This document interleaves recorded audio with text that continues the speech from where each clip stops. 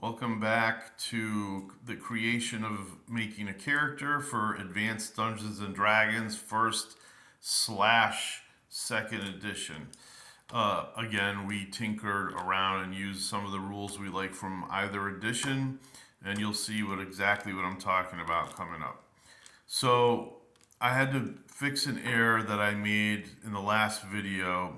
I had to take a point off his wisdom because he's Iridian, and Iridians get +1 dexterity, -1 to wisdom.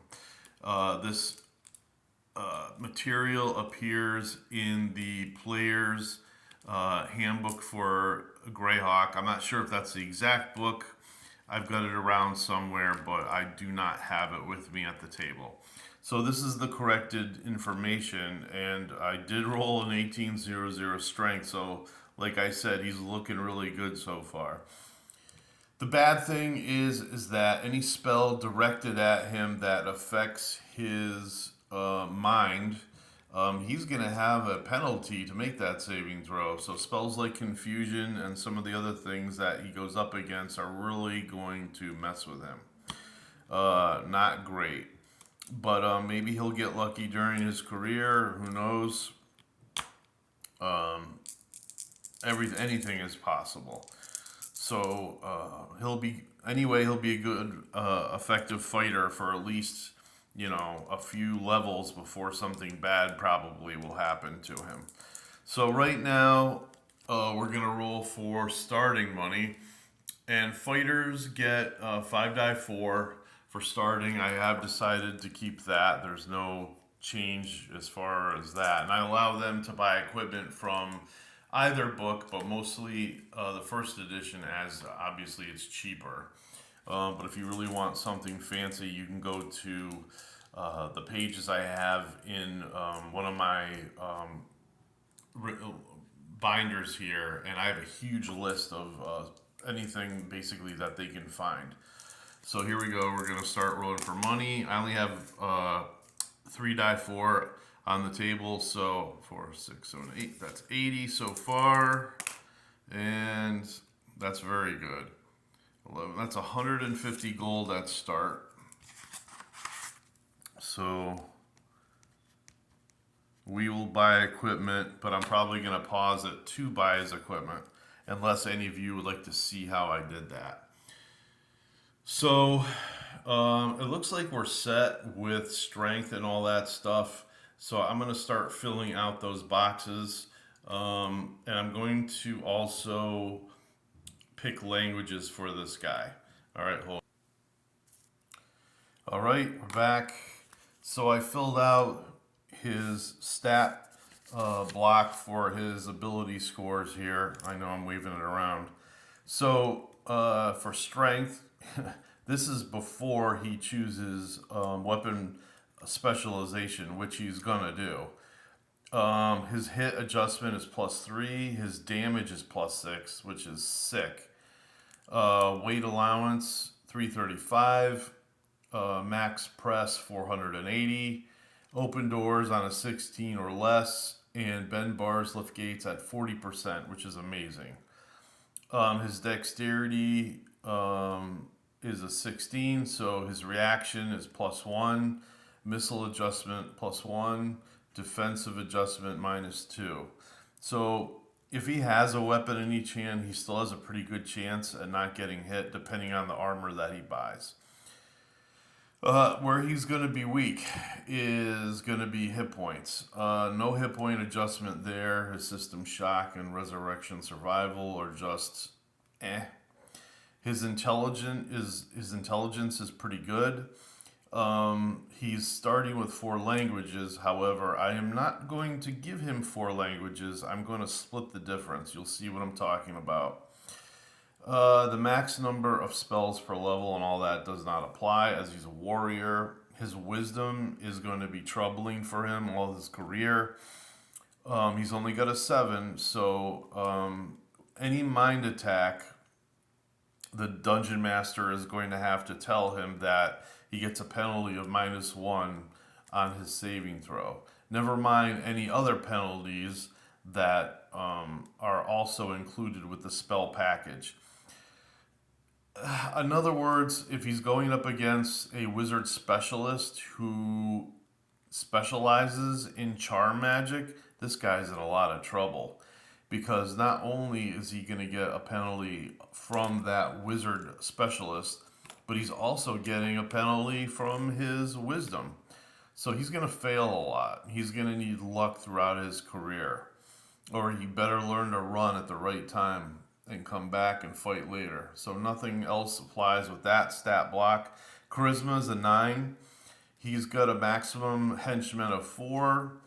Loyalty base is 0 and 0. In other words, he better pay them on time and with a cheerful smile. Otherwise, they're going to leave him.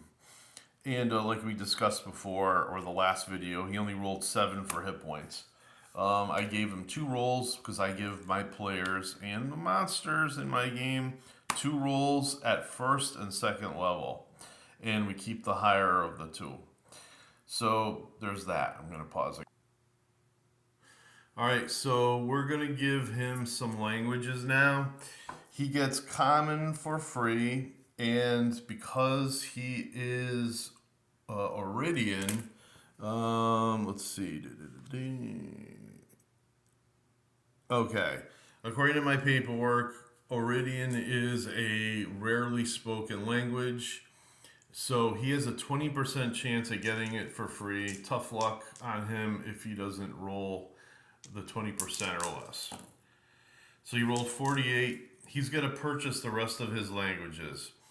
So not being dumb, he's not dumb, but maybe for whatever reason, he decided not to use his 4 intelligence slots on languages. 4 languages, and you can trade these in my game for proficiency slots. However, you have to stick with the 3 slots that you're required. In other words, some of the abilities require more than 1 slot to take. And so he's going to use 2 slots, and he's going to take, we'll take like a regular type language. He's going to take Elvish.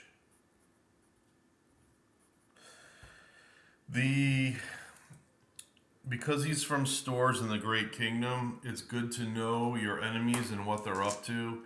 And unfortunately, in this game, the Great Kingdom are against the elves in 2 different woodlands on their property. They want these woodlands for themselves, and they want to kick the elven empires that are in them out of there. They've repeatedly sent in legions of cavaliers and knights to get rid of these elves, which are considered trespassers. But the elves have defeated them time and time again. So he's taking Elvish, and let's see here. I've actually got 2 pages of languages. I don't see how we would learn any of these other ones. Maybe Orc, because there's a lot of half-orcs. So he'll take Orc. Orcs are treated, not orcs, half-orcs are treated in the Great Kingdom as if they were suitable citizens, not peoples looked down upon. There are some half-orc slaves, but a lot of them have also made into the legions of cavaliers and knights, which is like the highest status symbol a warrior can possibly become. So that's his reasoning probably for taking that. He's got 150 gold, but right now I'm going to pick out some weapon slots. Hold on. Okay, we're back. And so he gets 4 weapon slots. Nothing really can be done about that. He's going to use 4 slots for his weapons, and normally he would get 3 slots from the 2nd edition player's handbook. But since we traded in the 2 languages, he's going to have 5 slots. And of course, I allow my players, if they don't want to use all their slots right away, they do not have to. So, here we go. I chose longsword specialization, which is your kind of routine specialist in advanced Dungeons and Dragons. Swords are readily available. They're probably the most found magic weapon in the game, although they can be any type of sword, short, broad, falchion, a bunch of different types. But long swords seem to have the most punch for the game. So with the long sword specialist, he's going to get +1 to hit.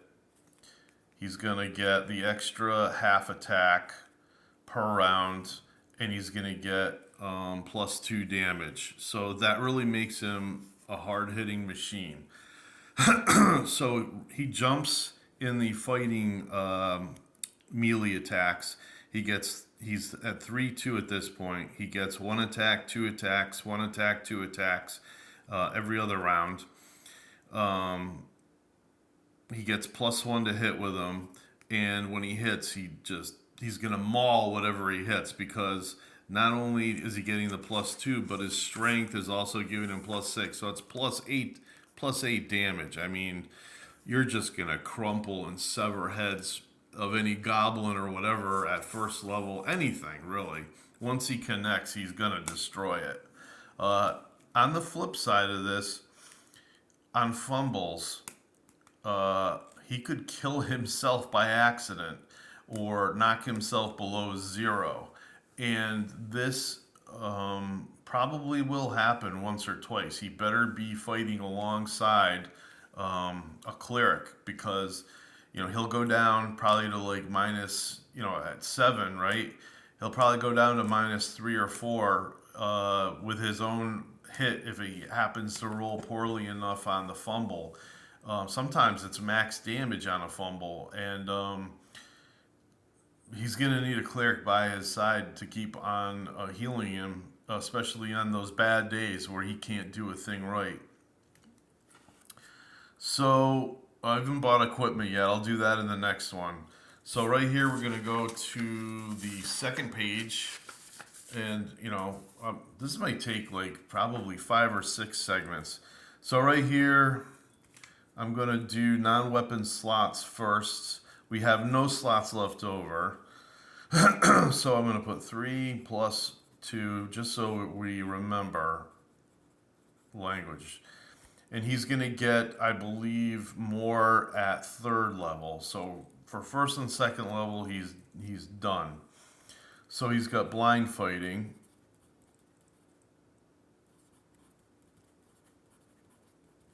Anytime he's blinded, whether it's in the dark, whether he has something thrown in his eyes like sand, it could be blood, it could be sweat. There are things on the fumble table that will mess with your eyesight. So it's 2 slots, and you half the penalties when you have blind fighting. You're able to still concentrate enough to get your wits about you. You're going to be penalized, but instead of say -4 to hit, it's only going to be -2 to hit. The next thing he's taken is survival. And then you have to pick a type of area that you're trained in, and it's going to be the steppe. The Great Kingdom is sort of like Russia, and I think that's exactly what Gary Gygax had in mind when he designed the map.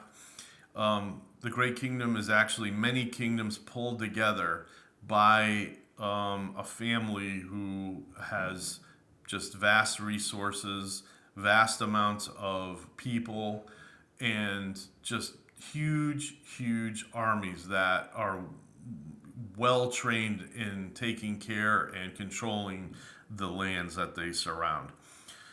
So that is also 2, I believe.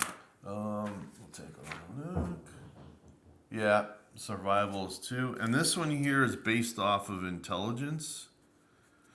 So survival.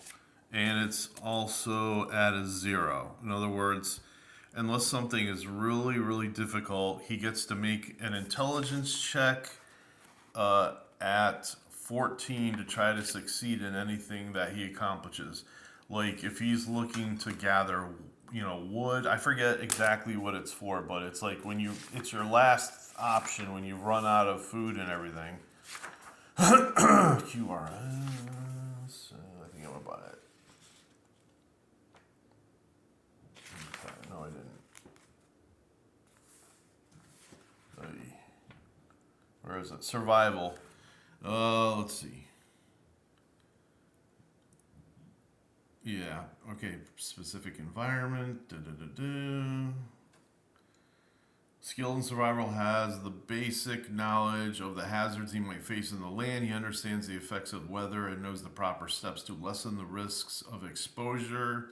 The methods: locate or gather drinkable water. He'd find basic food. So basically, it helps you survive just enough to feed yourself. You're not really it's not hunting or anything else. It's just gathering enough to keep yourself alive. It has nothing to do with making food or finding food for your friends, which is important. So let's see. He's also taken animal training.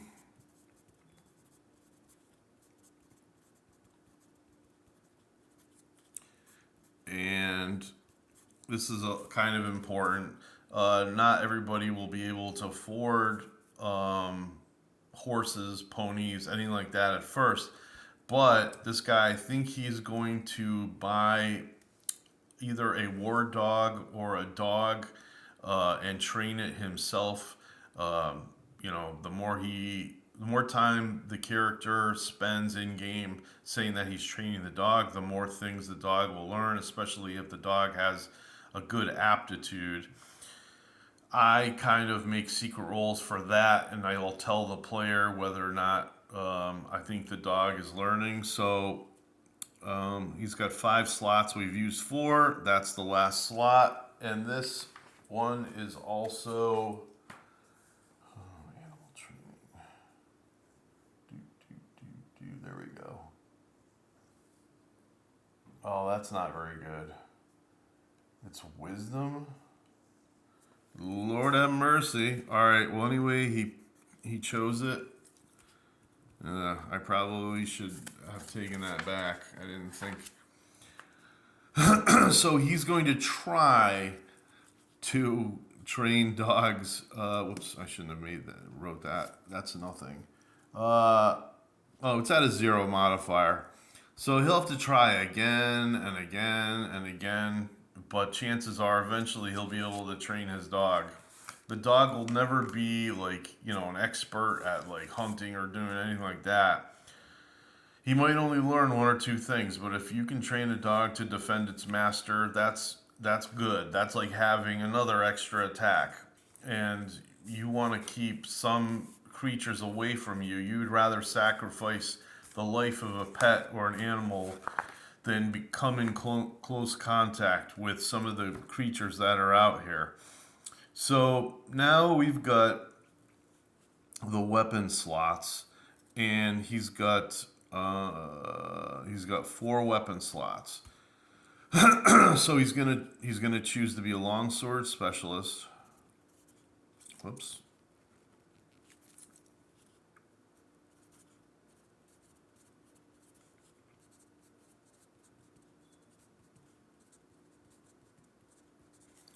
It takes up 2 slots, 1 to learn and 1 to become a specialist at. If it were a missile weapon, he would have to use another slot, but he's not choosing that.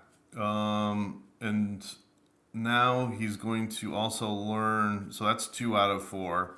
He's going to learn short bows. I'm choosing this only because longbows are very expensive, and he's going to want to armor up. So there we go. That's 1 slot. And then short swords. there's a lot of weapons I could have picked, but this guy here, he's just so it's not great. The long sword obviously can be held with one hand. That and the short sword actually can be used together. They're not a great combination. A dagger might be better, but with this guy and his strength, not a problem. Absolutely not. He really doesn't get any kind of class abilities except for the fact that later on he can improve his specialization when he gets wealthy and goes up levels. But for right now, the only thing we can put down for him is specialization.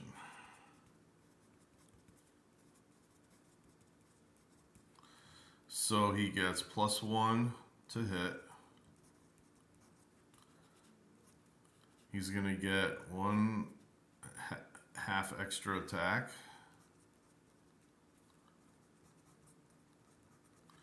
And then I'll put in parentheses, so 3, 2. 3 attacks every 2 rounds. That's what that stands for. The first round you get a single attack. The second round he gets a second attack. Some groups are going to do this differently from others. To speed up the game, I would just rather have him make 2 attacks whenever it's his time and initiative to use that ability, to use his ability to attack. I know in the old Dungeon Master's Guide, it wants you to separate these things and, one at his initiative and one at the end of the round, that sort of thing. We do a lot of things to speed up the game. There's no real reason for it other than that. Just keeping the game flowing, keeping it going. And then, of course, he gets +2 on his damage rolls.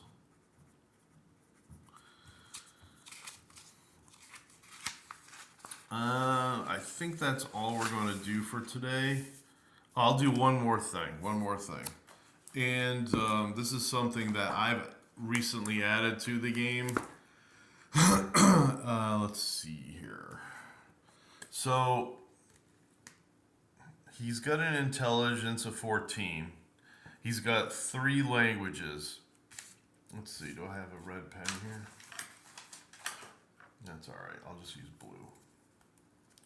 So, okay, speak, read, and write.